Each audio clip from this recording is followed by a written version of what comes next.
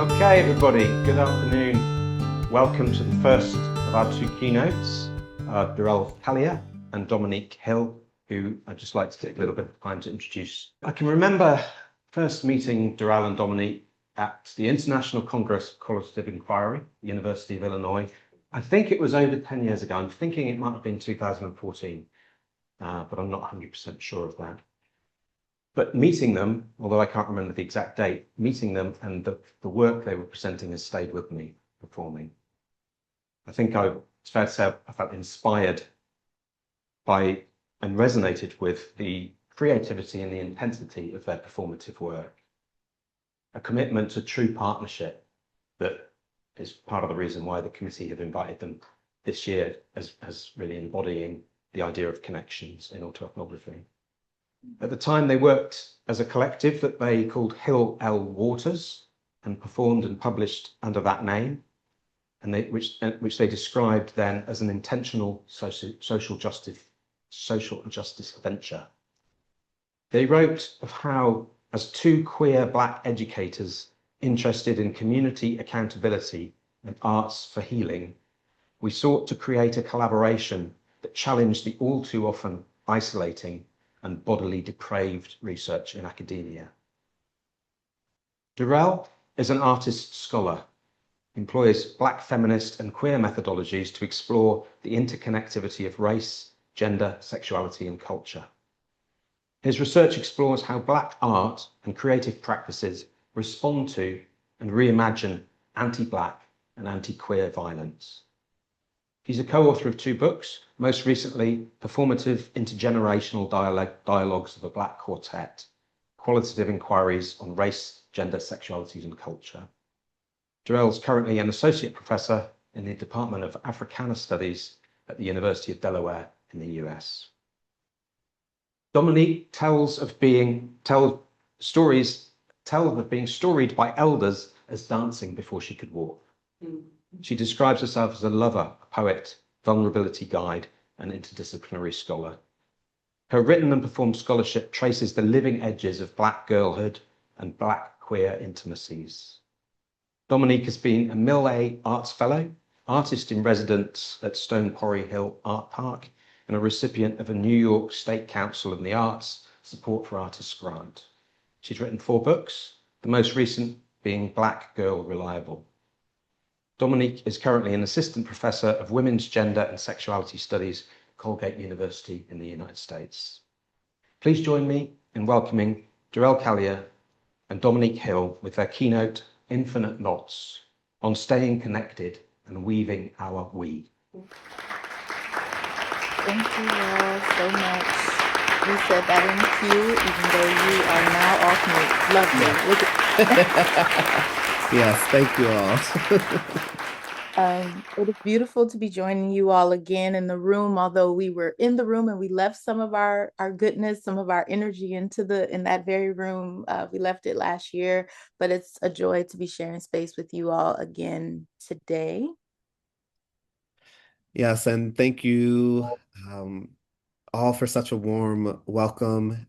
Thank you to the committee for the tireless work that has gone into making this happen. Thank you, Katrina, for the invite, and David for such a fond reflection. We are really thankful to be here in this moment with you all, even virtually. And so without further ado, I think we'll go ahead and get started.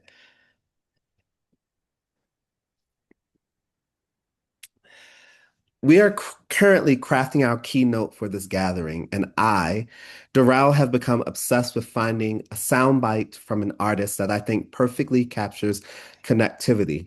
The artist, Yayoi Kusama. The now critically acclaimed Japanese modern artist, who is perhaps most known for her immersive environments, fascination, some might even call an obsession with dots and net motifs. I first became aware of Kusama's work in an arts-based research methods course that both Dominique and I took as graduate students. In preparing for this keynote, I recalled a line I thought I remembered from Kusama about connection. Near obsessive myself, I'm rewatching the documentary and anything else I can scour on the internet about her work. The documentary, though, is called Kusama, Infinity, and it is the 2018 American biographical documentary film about her rise to ascendancy and the risk she had to take confronting the reality that she was a Japanese woman in a white, male-dominated Western art world. The line that I recalled was so prolific to me, at least what I seem to remember of it. I was struck by her reflection in the documentary, in particular, how she came to know one of her signature styles, Infinite Nets. She says about her trip coming from Japan to the US for the first time, quote, "When I was on the airplane and looked outside the window, I saw ever expanding nets on the ocean, and I made them into my art," end quote.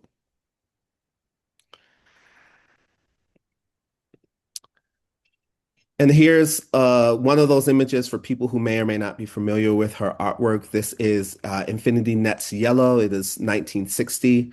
Um, and so Kusama's foray into the art world was riddled with setbacks, from well-known white male artists being inspired by and copying her work, garnering greater recognition, to the consistent messaging that due to her being Japanese and a woman, that there was no room for her. Despite the mimicry of her work being well received, not to mention that the reception of her work was consistent, tepid, and at times outrightly rejected, both within the US and in her home country. Despite this, however, she maintained a vision and commitment. And I quote here her saying, "My friends asked me why I kept painting dots in infinite nets, but I never listened to them. I just kept trying to make my own world," end quote. What does it mean to try and make your own world? A world in which you continue to try to infinity and to be immersed by the notion, a world of infinite nets, nets as items which can hold, that gather at points, a useful metaphor for our talk, as nets weave, gather, hold, capture, enrapture, and envelop items for safety, for safekeeping, for sustaining life. It is interesting to think about the infinite nets that Yayoi first comes to paint in the US as a connective force and a grappling with the interwoven nature of our lives with varying degrees of care, given that she states, quote, "Staying in Japan was out of the question. My parents, the house, the land, the shackles, the conventions, the prejudice. For art like mine, art that does battle at the boundary between life and death, questioning what we are and what it means to live and die, this country was too small, too servile, too feudalistic, and too scornful of women. My art needed a more unlimited freedom, a wider world," end quote. On its face, Yayoi's reflection can be seen as trying to explicitly highlight a need to disconnect, to distance oneself from others. However, we read it as a deep longing for connection to a wider world and a, quote, "more unlimited freedom," end quote.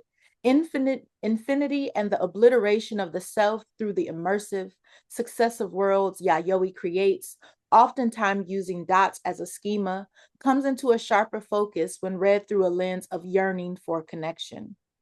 Yayoi's career is riddled with setbacks, ostracization, and a profound sense of rejection and being alone. We would argue that contrary to easy reads of Yayoi's refusal, as a refusal of community, but rather as a desire for deeper connection, which autoethnography can feel.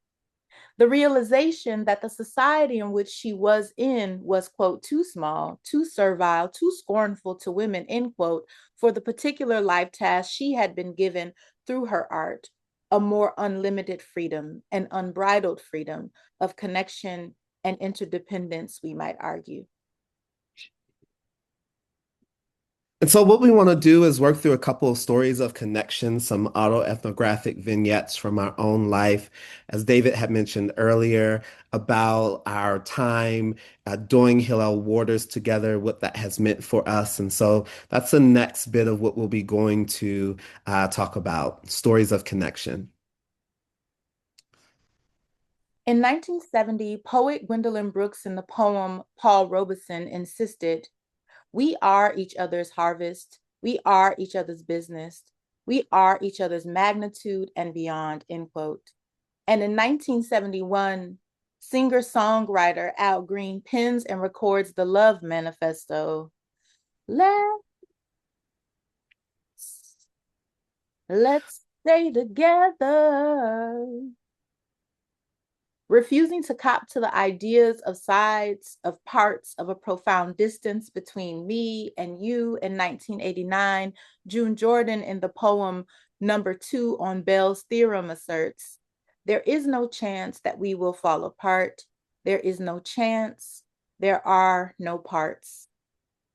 In a world where borders are mounted, though sometimes moved to benefit a colonial or capitalist agenda, where difference is configured as a justification for hatred, for mistreatment, for premature death, for being mistaken for intruder, I mean illegal, I mean criminal, we mean to say that we live in a world where difference is ordered as ineligible for resources, for empathy, for connection. These particular knots foreclose intimacy and instead justify entanglements while denying mutual responsibility. In 2018, betweener autoethnographers Marcelo Diversi and Claudio Moreira, who you all will have a chance to hear from tomorrow, contend with the between as a place for pivoting from a void, signaling a gap, a place of subjugation to a politic, a site of seeing the overlooked and even disappeared connections. They write, and I quote, "We see the betweener experience, the moments in which we find ourselves labeled as dehumanized others based on that flat, exclusionary stereotypes, as a common ground where we can all meet in an ever kinder and more cooperative, inclusive ways. Autoethnography, in other words, particularly when practiced by people systematically indexed as subhuman, as a kind of conjuration, a medicinal salve that must be crafted and caressed into skins and papers." Or, as another fellow autoethnographer states, ooh, I'm sorry. There we go. As Brian Keith Alexander pens in 2025, and I quote, "An autoethnography spawn is an urgency of necessity that if you don't engage it, you might burst. You might languish. You might continue to live a cloistered life of pain or unrequited sensations of experience. And maybe, just maybe, your silence makes you complicit, not in your own experience, of course, but in not igniting the unreflected upon experiences of others, in their part, in their presence, or in our collective futures."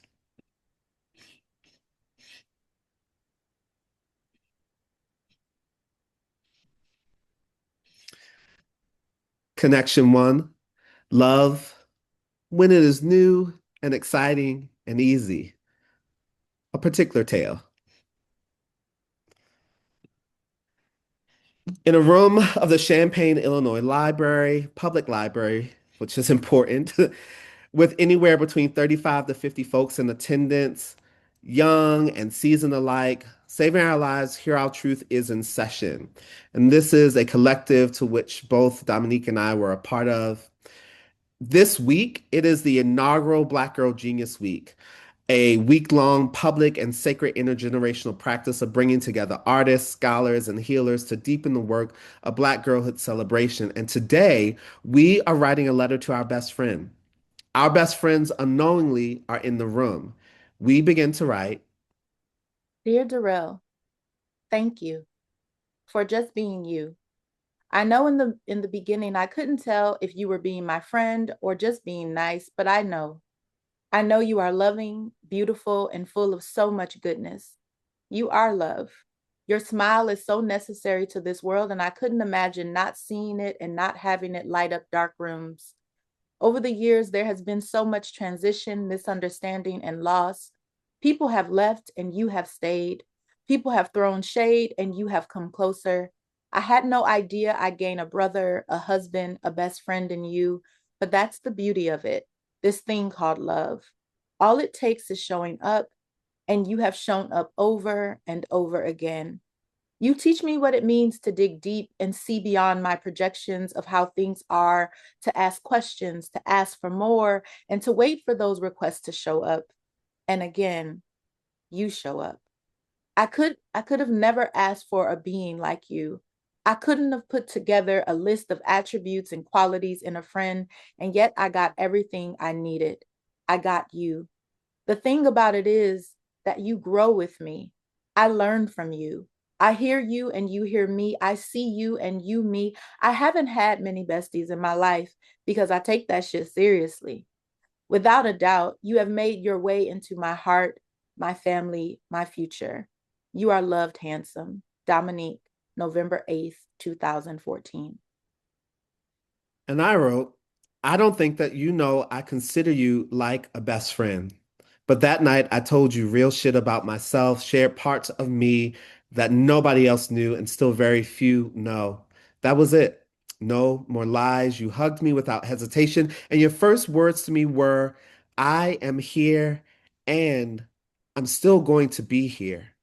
We hugged, we cried together, we took deep breaths in. I'm so grateful that you are a part of my life. I watch you constantly studying your passion, your drive, your persistence, your ability to overcome, your commitment to being your best self, always aiming to be better. You inspire me in ways you don't even know. I don't count many friends as best friends. I haven't had many, if any, at all. What I do know is that you're really a friend of mine, that if you are, you're family to me. And that's big shit. I resist labels, we both do, but the work of our friendship is what matters most to me. Thank you for loving me unconditionally, for putting up with my indecisiveness, my unwillingness to yield at times, my, as you describe it, Cancerian narcissism. Thank you for teaching me to love myself, for helping me to live more in my own body. Thank you for the drunk nights and the warm meals, the laughs, the hugs, the opening yourself and family to me. More grateful than you'll ever know. After this sharing moment, after implicit references to our friendship in his letter, I disclosed that I wrote my letter to him and consider him family. Unknowingly, we wrote these letters to each other on the very day in the same room, November 8th, 2014. Unknowingly, when the floor opened for sharing, Durell read his letter aloud. With a recently emptied bladder, I entered the room only to catch the tail end of the letter, with no idea to whom Durell's letter was directed or dedicated. The conversation unfolded across our love letters, and there were private and intimate whispers, shared first with self, interrogated in the self, then shared in secret with another. They continue to be one of the ways we have come to know what it means to be connected to someone else and something greater than yourself that allows for a type of sustenance in a world and profession that rewards hyper independence, destruction of the common, and extraction of our collective genius and goodwill. Connection to love when it is older, predictable, and not so easy. The work. Did we mention that we were roommates for a year? A year loaded with transition, a breakup, new beginnings, grief, opportunity, and an invitation to practice, in the words of Bell Hooks, being loving with each other. A year that we lived together while writing our first book, Who Look at Me, Shifting the Gaze of Education Through Blackness, Queerness, and the Body.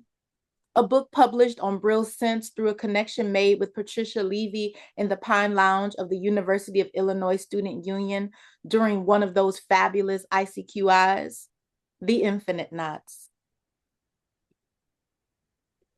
There's something quite distinct and warming about being remembered across waters, and to know that knots or connections made do not dissolve necessarily with distance, with being out of sight. It would be years later that an invitation from two warm spirits, Fiona Murray and Jonathan Wyatt, would move us to explore the textures of that distinct episodic moment. The moment, the invitation to enact creative relational inquiry, or perhaps be it, as they describe, involves engaging with the political, the social, and the ethical, dialogical, and collaborative processes, and explicit in curiosity, or to be curious rather, about the inquiry process itself. Did we mention that while living together, we were carrying a sizable load, weights that involved but were unknown to the other? Born of this inquiry, the invitation that we just mentioned was an essay called Surviving Black Together: Feminist and Womanist Creative Intimacies. We ventured into ancestral Black feminist and womanist wisdom, weaving through and together the ideas of creative relational inquiry with Black feminist and womanist concepts like interdependence, interconnectedness, and curiosity, or being nosy, to deeper understanding. We used the opportunity to pause and to see the knots we'd created, the mosaic of knots that rooted our practice, Hillel Waters, and rooted us in each other's life story. In that essay, Now is the Time for Autoethnography by Lisa Lockford, she states, quote, autoethnography connects us to something much deeper than our individual selves. When we connect together, we can listen to the lost, heal the hurt, discomfort the comfortable, and voice our vision for individual and social betterment, end quote. We decided to listen for knots we could not see but felt. We wrote letters to each other to explore the textures and weight of that moment in our living, working, loving career, to seal them and to send them through the mail. After sitting with the knots that resurfaced in my gut and my throat as I tried to pen to paper what I, Dominique, felt in my body as scraping, that was heard more than seen, the ache in the pit of my gut, the excitement for my best friend, and a frustration with myself for feeling anything other than that. Did we mention that we were living together while my contract ended at a job that Durell was beginning a new contract with? We will let you imagine and feel for the rest. The point being that, like the knots that trees make underground, interweaving their root system together, love lived at the core of our relationship, at the core of how we moved. That love and also what we carried about above the ground in our leaves, in our flowers, remained unknown to the other. From 3 rounds of letters to each other, we distilled their contents into the poem Black Tourmaline. Black tourmaline, the crystal, is a grounding and protection stone. We decided, therefore, to use it as the title of the poem as a form of sealant and incantation, and crafted 3 corresponding moments: heavy, who carries, and the load. These moments differently reflect upon the weight and responsibility of being in relationship. Specifically, we chose to engender a dialogue through poetry about the weight of our interdependence and the forces of domination that differentially impacted us. It contends with our journey to identifying common ground and the ways we came together to fall apart, together in relationship. Here we will share the third moment, the load, and invite you to check out the piece in its entirety, if you so choose at a later date. The load. Very little prepares you for this. I didn't know, couldn't have guessed to live with this. In the living room, And hallway, your new office across from her old one, her Nag Champa still lingering, her ending, your beginning. I was waiting for the day to be carried. Yet here we were, Both Black and queer, both first of our kin, firstborn, first to go this far. learning new ways to be watered, to be tuned. To say, I love you. Still and again, don't think he knew what I swallowed. I'm here for you. Still and again, don't think I knew how to share my load. I support you still and again. We will make it through this. Still and again. And again and again. Don't think Don't we think knew what? what we were carrying.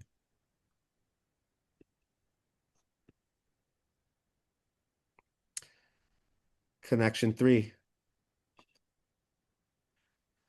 When it just is and what love still gives. Beginning in 2010 as a part of a graduate class project rather, we began reflecting together on the possibility, responsibility, and goals of a collective. During this time of considering and digging into the muck of community, specifically between Black men and women, when browsing historical documents and contemporary cultural archives, it left us a bit disappointed but not surprised. We recognized the dearth of collectivity between Black men and women, and questions began to swirl for us. Do Black men and women only work together for Black causes? Causes absence of feminist ideals? What should sit at the root of Black men and women's collective work? At the time, we did not deem our awareness novel, but rather recognize it as a doorway. What could we dare manifest by creating a collective between the two of us? What would be our glue? Love? At the time of this initial reflection, however, there was no name, no Hillel Waters, only a commitment to doing work that extended, quote, what we know, what we now know, and how we know it, end quote, to cite Ruth Nicole Brown, 2009. Labor in the name of self-saving, labor that is backbreaking, that leaves aches all over your body and spirit. This must be done in collectivity. Ruth Nicole Brown taught us that. Part of this process entailed sifting through the mud of historical and cultural mythologies and narratives of Black women and men, which place us at odds. It also involved talking with each other about our thoughts on and experiences with interacting with the opposite sex, as well as our hopes for the future of the Black community. In concert with lesbian poet Minnie Bruce Pratt, who crafted a book of poems titled We Say We Love Each Other, to envision a world where being lesbian and living out loud was not accompanied by violence and attempted censorship, we transcribed these recorded discussions and converted our dense and heavy dialogue into a series of poems. In this series, we name things that get in the way of love, the seductions to turn away from each other, as well as the possibility that lives within the audacity of love between a man and a woman not hinged on sexual potential. To close, we offer an excerpt from this series. We We say say we love each other. Love love is, is, I love you. and I love you. Some simply wanting to gain freedom, see each other clearly, Visibly, as as we we really really are. are. Listen intently with our bodies, continue to love in spite of the lack I feel in your presence. Love Love is is the unknown, where we think we headed. something disconnected. Love Love is ourselves, co-authored a love poem, to each each. other.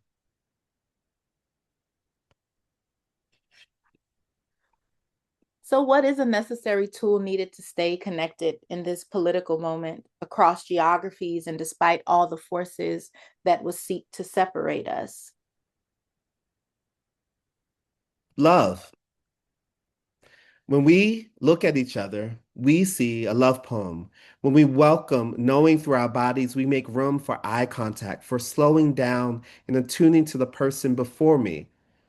Turn to a neighbor, and no, really, we mean this. Turn to someone next to you. See Or them, a wall,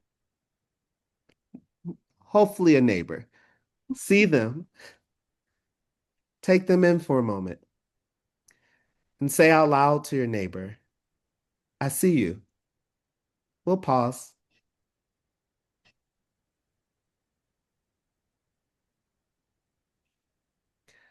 Our refusal to do autoethnography alone has also meant saying yes to seeing each other, to that really hard task, and to doing life together.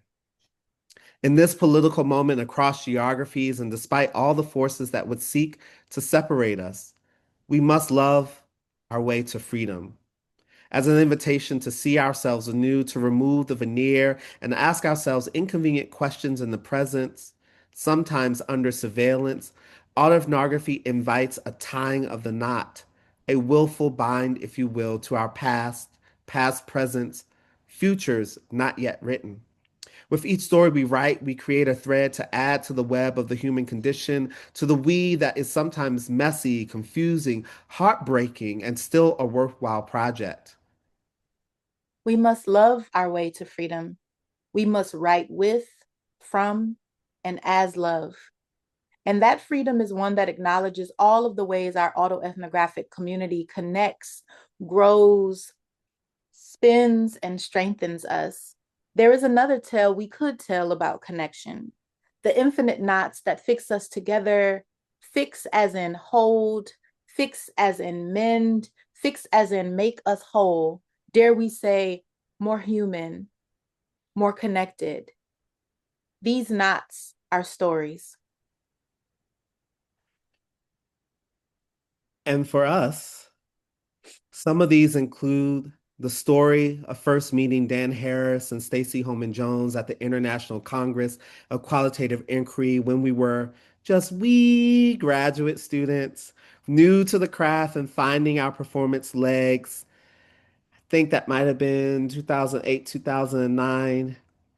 The story is about the multiple occasions of attending Tammy Spry's From Body to Page to Stage workshop to cultivate our own performance craft under care, the ways that we have been held by Bryant Keith Alexander, who, like Obsidian, enters and serves as a grounding force, a quiet whispering, I see you, speak your speak, alongside the ever-present seriousness of play and intellect, camaraderie, and critique woven into and through the song autoethnographies, the ditties of David Carless and Katrina Douglas. Let's not forget the welcome home embraces of Marcelo Diversi and Claudio Moreira, given each time we arrive in physical space together or the most recent opportunity to share in and connect beyond paper with Alyssa Foster and sharing the responsibility with her and Marcelo in keeping the heartbeat of the autoethnography SIG in the International Congress of Qualitative Inquiry. Tales of our ever-expanding web of finely woven togetherness shines through in the invitation of Jonathan Wyatt and Fiona Murray to think about relational inquiry. That is the magic of what happens as we allow ourselves to act and to be acted upon. And there are others not pictured here who have left indelible marks on our lives. I have to interject here, Elisa's face. There's always this warm eye contact, this I'm listening, I'm here, to our wayfinding autoethnographers like Josh and Fatoi. And then there are the folks who have left impact in small, big ways, who autoethnographic scholarship and camaraderie has made our scholarship and professional lives possible, like Ruth Nicole Brown, Elise Painu, Tony Adams, Chris Poulos, Ken Gale, David Purnell, Ron Pelias, Robin Boylorn, Derek Bolin, Aisha Durham, Kimberly Perez, Norm Denzen, Mary Weems, Sherelle Luckett, and there are too many to name, so I will also add all of you. The reality is, in an African-rooted philosophy, I am because we are. we We are are because of each other. other. Thank you. Thank you.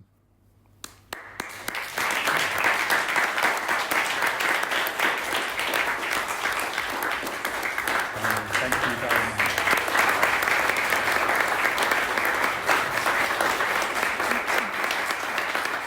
Wow. I am inspired once again by you and your work, resonating once again with you and your work. I can feel the love in the room. Somehow Zoom has done it. I think I can feel it. It's reached us. So thank you both. Thank you both. Remarkable. We have a few minutes for anybody who would like to respond or offer any questions to Dominique or Durell. If you could introduce yourself, that would be really helpful. Sure. My name is Abiodun Abdul. I'm a researcher at the University of Nottingham from Yoruba, Nigeria. Just wanted to say that was a fantastic presentation. Thank you so much for that. In the previous session, we had someone comment that so often autoethnography is used to distill difficult experiences that are traumatizing, and therefore it's nice to have an example of joyful autoethnography as well, as was displayed there. My question, however, is how easy or difficult it is to basically do a co-authored narrative. Yes, it's like a dual ethnography is what you produce there. So what are the advantages and disadvantages of doing that? Thank you for your question. And I'll begin with the difficulty is the willingness to be inconvenienced and to work with the surprise, I would say, are the hardest pieces. When we work together, we don't know what's going to come up in the other person. And when we decide that we are willing to do that, we have to be willing to actually work with that. And so as people who are both poets, but Durell is also a collage artist. I'm a mover. So when we get into conversations about what are we referring to when we say embodiment, or how are we merging these modalities together, that requires a willingness to lean into inconvenience in a way that I think me by myself, that inconvenience doesn't show up in that same texture. Durell, I believe you were going to say something before. I didn't want to forget that. No, I was just gonna also say thank you for the question, and like that is a interesting question to take into consideration. Um, I think one of the ways that I would answer it is that the advantages, like all methodologies, are about the answers that you are trying to seek. And so I think the advantage is if what you're trying to understand is better understood by weaving your biographical reflections and um and the cultural together and across. I think that that becomes one of the advantages. I think that there is something that can be opened up about what can we learn together in that push and pull that Dominique was also talking about. I'd be curious if is perhaps a follow-up, because I am also mindful of thinking about that from a particular lens where you might be working on your own thesis, or if there are other things that might be worthwhile for us to actually sort of dig into. But I would just reiterate, as Dominique said, I think one of the disadvantages or challenge that I would really put on the table is about what you're committed to, and is about really having the rubber meet the road, and about, literally, for example, to give you a sense of what this work looks like for us, it has meant working in tandem via Zoom for hours upon hours to actually co-craft. So this is not, I created my introduction, sent it over to Dominique, who then responded back to what I was doing, and then I responded back to what she just did. No, it's not that, at least not for us. And that I got other stuff I like to do in my life. Love Dominique, but to be honest, and to also like put that into like a real like moment, like I am broadcasting to you live from Nairobi, Kenya, because I was here for a family wedding, and the reality of life being, I don't know, 7 hours ahead of East Coast time, 2 hours ahead of Bristol time, and figuring out how to show up. Like I also want to put that on the table, because we can become seduced by things that seem sexy and interesting and different, and there's work. Um, that is inconvenient. Wonderful. We have time, I think, for one more response question. If anybody online or in the room. Could we maybe hear 2 to 3 of them so we might be able to answer more than one? Here's a lead. Okay. Yep. Let's try that. Y'all kind of always remake the genre every time I hear it. So here's this wonderful collaborative autoethnography to a room of many people who have worked with one another for a long time, but I walk away with whole new ideas. You know, I love a metaphor, and you guys work nets, roots, knots with such complexity. You never let us rest in the easy part because knots prohibit, but they also bind. And I wanted to say how much love frames this. So even as you are doing citation, bibliography of the elders, it comes not as citation, but a calling of beloveds, you know, a naming of beloveds. And whether that, you know, we go from Paul Robeson to Al Green to Bryant Alexander in the same beat, right? And the naming of people, it is all so shot through with love. So you demonstrate in every moment the arguments that you're making. And I think that's a real hallmark of autoethnography, of what that allows. What a beautiful way to encapsulate our day. Thank you so, so much. Thank you. Thank you. And One more. it really resonated, you talking about the difficult times and the times where one of you is in one place and one is in another, and it's not very nice and you can't do anything about it, but you will still show up for the other. And I know with what David and I have done, we're both on all sorts of different tracks and paths, but there's something that brings us back together. And whenever I talk to any of my PhD students, I try and get them to work with other people, because there's something that is life sustaining in working closely with somebody that sees you. So thank you for saying that. Thank you. Yeah. As I know that we're wrapping up and you all, I think, might be off to a lovely pub to continue in those connections, the strengthening of those knots and bonds, or at least I'm hoping and encouraging that, because that too is what gets you through. I think bouncing off of what Katrina just shared a moment ago, I also try to encourage the students that I work with across the spectrum.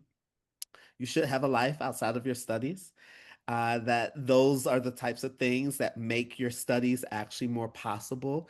Some of those very pictures are actually the ones that you saw are actually about us after the end of a conference, gathering together just to fellowship. We're not sitting there talking about, so what autoethnography are you working on these days? What's your latest book project? That might come up, but we're actually asking the question of like, so what are you about to drink right now? And what are we going to eat together?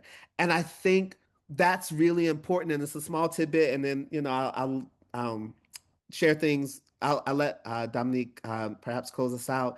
I remember going to a conference and hearing activists who were a part of the Combahee River Collective talk, and a Black feminist organization that really worked together in the early 70s. And third world feminists, like doing that type of early work towards sustaining and creating, raising awareness about women's issues. And one of the things that they said as we were coming up on a milestone of their anniversaries, I think at this time it was maybe the 40th, could have been the 50th, I don't know. But it was a milestone, and the surviving members, Audre Lorde was a part of the Combahee River Collective, in case people were like, what is that? And there were other well-known women as well. And some of the surviving folks talked about that one of the things that they would do when they gathered together was to eat cookies. And I have held on to that. I found it fascinating that a group of women who were doing serious political work, that every time that they gathered together, holed away in a small motel because that's all their resources could garner. And that's also important, what their resources could garner and the significance of gathering together in what was possible for them at that time, and that they thought it was important to have food, a small, sweet delicacy of a cookie, that somebody was responsible for that. And what does it mean when we think about our gathering is also a responsibility for how we can nurture each other spiritually, as Bell Hooks would say, that love is about nurturing another person's spirit, but also what it might mean about sustaining our physical being as well. That it's not all about the intellectual part of the mind. Um, and so I'll leave it there. I do want to just say thank you, Elise, for that wonderful comment because it is intentional. But we also try really not to leave anybody out because our garden has been so warded by so many people. But to name the names for us is an important practice, so that people know that here's the foundation, here's a foundation, here are knots, and here are nets, here are battles that you don't have to fight anymore. This is also something I'll offer the graduate students. Some of this work, 10 years ago, it was much harder to do this work. 20 years ago, it's much harder to do this work. Not saying it's not difficult now, but some of it does not require you to substantiate as much as we need to understand what you're doing and how you're doing it, and the conversation that you're trying to have with people who have had a conversation before you. I'll leave it there. I'll turn things over to Dominique, who can take us on out of here because we might be between you and some lovely fellowship. We have literally 1 minute.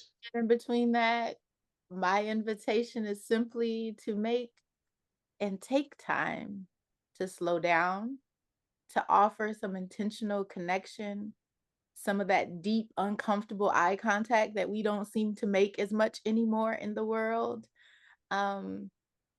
And to let the story bubble up in the experience rather than sitting down trying to write the story. Be the story. Let the story live. And thank you all for spending time and sharing space. It means so much to us. Thank you, both. Thank you all so much.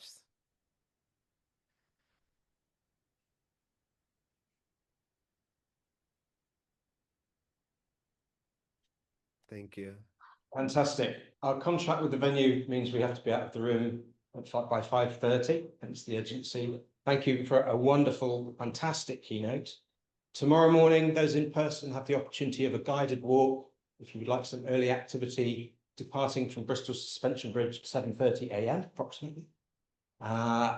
If you're in person and would like to continue the conversations, or if you're on Zoom and you want to rush to Bristol now, some of us will be going to the White Horse Pub, as Durell successfully predicted, and the Avon Gorge Hotel. You can follow the crowd, and there's a large terrace with parasols and food and drink.